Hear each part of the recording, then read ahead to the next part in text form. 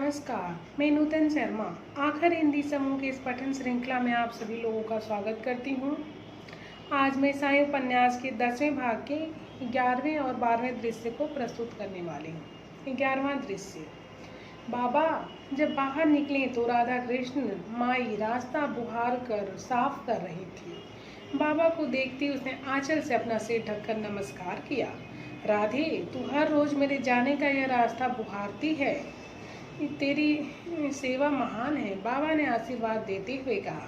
कैसी सेवा प्रभु जी, आपकी चरण धूलि में ही मेरा जीवन व्यतीत हो, यही मेरी कामना है। राधे, बाबा की मंगलमय छवि अपनी आंखों में बसाते हुए उसने कहा। राधे, स्वच्छता यह भी एक धर्म ही है। तन मन की स्वच्छता धर्म का आदि तत्व है, क्योंकि यही जीवन में स्वास्थ्य लाती है, मन निर्मल करती है, विचार शुद्धि करती है, जिससे सौंदर्य के दर्शन होते हैं। जो स्वयं स्वच्छ नहीं वह कहीं और सौंदर्य कैसे देख पाएगा। इसलिए स्वच्छता सौंदर्य और सत्य तक ले जाने वाली सिद्धि है। पंच पकवानों से सजी थाली को देखकर मुझे जो खुशी होती है, उससे भी कई गुना अधिक खुशी मुझे तुम्हारे हाथ में झाड़ू देखकर होती है। गहनों से लदी लक्ष्मी या फिर ग्रंथ वीणा से सजी सरस्वती की अपेक्षा हाथ में झाड़ू और मन में स्वच्छता लिए खड़ी रहने वाली तो मुझे अधिक प्रिय है। आप यह काम ऐसे ही करते रहना। तुम्हारे हाथ से ऐसे ही कई काम होने वाले हैं जिसका जिक्र इतिहास में होगा। और उसके सिर पर हाथ रखकर बाबा चले गए। उनके पैरों का निशान मिट्टी में बना था। राधा झुकी और उन पद चिन्हों को उसने चूम लिया। बाबा, मैं तो अकिंचन, मेरे हाथ से किसी का भला क्या होने वाला है, पर इतना जरूर है कि आपके आशीर्वाद से मुझे जरूर गरुड़ के पंख फूटने वाले हैं। और फिर एक बार उसने अपनी आंखें बंद कर हाथ जोड़े। राधा कृष्ण माई का नाम सुंदरबाई क्षीरसागर था। यह औरत निर्धन थी, पर अत्यंत बुद्धिमान, जिद्दी। बाबा पर उसकी परम भक्ति थी और वह बाल विधवा थी। छोटी उम्र और बचपन में ही वैधव्य आने से वह विरक्त हो गई थी। उसका वैराग्य जाज्वल्यमान था। नाना साहेब चांदोरकर उसे शिरडी ले आए और वह यहाँ आने के बाद पूरी तरह से साईमय हो गई। उसकी एक बात बड़ी अजीब थी। वह बाबा को अपना पूर्व जन्म का पति मानती थी।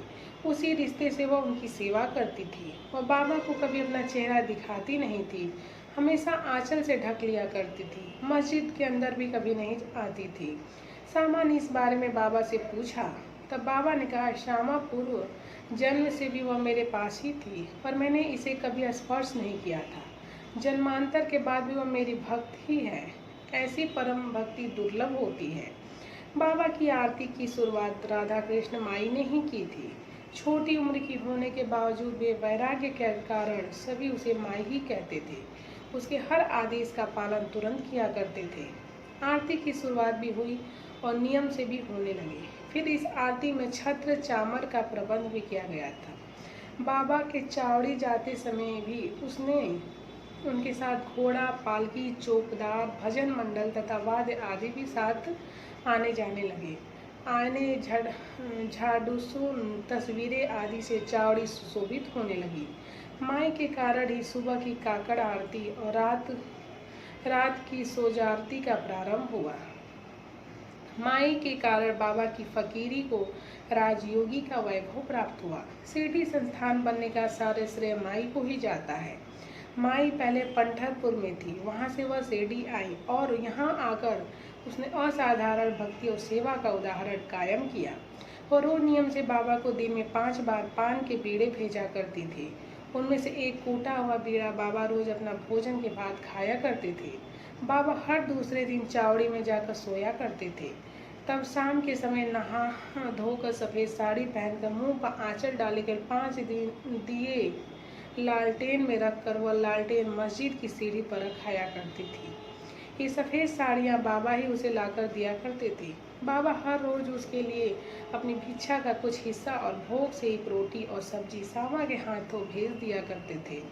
शिरडी में जन्माष्टमी का उत्सव उसी से शुरू किया था तथा दही काला की प्रथा भी उसी ने शुरू की थी। उसी ओर देखकर एक बार दास गरु ने कहा, यह किसी जन्म की योग भ्रष्ट जोगन है। 12वां दृश्य। तात्या, अरे तात्या, बाबा ने अचानक उठकर कहा। आया बाबा, धूनी की लकड़ियां रचाने वाला तात्या ने कहा। चलो चलते हैं। कहाँ? तुम्हारे घर। अब क्यों? मुझे अपने बच्चे बच्चियों से मिलना है, बाबा ने उठते हुए कहा। चलिए। बाबा के मन की बात जानकर तात्या ने कहा।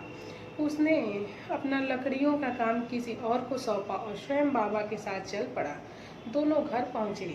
बाईजाबाई खुश हुई। उनकी बालाएं लेते हुए वह बोली, बेटा तू तो बड़ा हो गया, सारा सिटी तेरा भक्त हो गया है और तुझे मेरे पास आने का समय ही नहीं है, पर मुझे बहुत खुशी है। ऐसा ही बड़ा बन और सुन, आए हो तो रोटी खाकर जाना। आई, खाना खाने ही आया हूँ। तुम्हारे हाथ की दाल रोटी खाने के बाद पेट ही नहीं, आत्मा भी तृप्त हो जाती है। पत्ते वाली सब्जी बनाई है ना? हाँ रे मेरे लाल, कब अभी लेकर आती हूँ, ताज़ा गरम गरम। तू तो बड़ा बहुरूपिया है रे, तुझे तो सब कुछ मालूम रहता है। तुम्हारी रोटी बनने तक मैं अपने बच्चों से मिलकर आता हूँ, हंसकर साई ने कहा। हाँ हाँ, अरे पर मैं तुमको एक बात कहना भूल ही गई। क्या? बाईजा के खिले सात्विक चेहरे की ओर देखकर बाबा ने पूछा। तेरी बच्ची ने 4 पिल्ले जने हैं। कौन बच्ची आई? मोहन ने रे, आज ही अंडे सेके हैं उसने। सुबह 4 हुए और रात तक बाकी भी आ जाएंगे। वाह वाह, चल तात्या देख आते हैं, बाबा ने बच्चों की तरह उत्साह में भरकर कहा और दोनों पिछवाड़े की ओर चले गए। बाबा को देखते ही वहाँ से के पशु पक्षी उछलने कूदने लगे।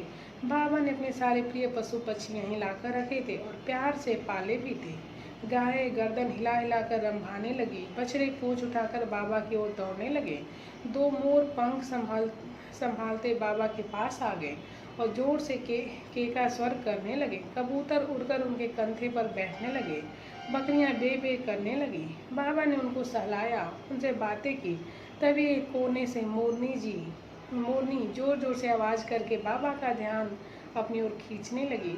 अरे हाँ हाँ आया, तुम्हारे बच्चे देखने हैं, चलो रे सब, इनका नामकरण करते हैं। और बाबा वहाँ उसकी ओर मुड़ गए। उन प्यारे प्यारे बच्चों को हाथ में लेकर उनको सहलाने लगे। पशु पक्षियों में रम जाने वाले बाबा को तात्या और बाईजा निहार रहे थे। बाबा का यह रूप निराला था।